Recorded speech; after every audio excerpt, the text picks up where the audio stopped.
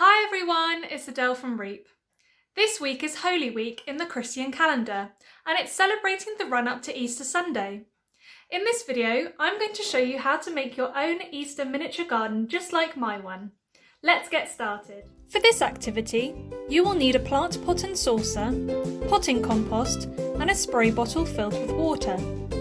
You will also need a variety of natural materials which you can find in your garden or local green space. I've found some moss, pebbles and twigs, and I've also got some cress seeds to plant. Start by placing your pot on its side near the back of the saucer. This will represent Jesus' tomb. Scatter handfuls of compost over and around your pot. Lightly press the compost with your hands to secure it so that you have a layer of about 2 to 3 centimeters deep.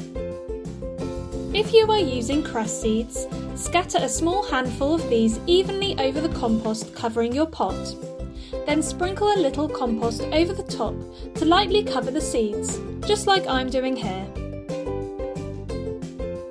Now that you have your tomb in place, you can add other natural materials to decorate your garden. Why not try placing decorative moss around the cave and adding a small pebble path? You can find a large pebble to use as the stone covering the entrance of the tomb, and also tie 2 twigs together with twine to make a cross. Once you've finished, use your spray bottle to water your garden, focusing on the areas where there are seeds and plants. I hope you have lots of fun learning about the Easter story and making your own miniature Easter gardens this week. If you've planted cress like me, it should be ready to harvest in 10 to 12 days. Make sure to share your creations with REEP by tagging us on Instagram and Facebook. Bye!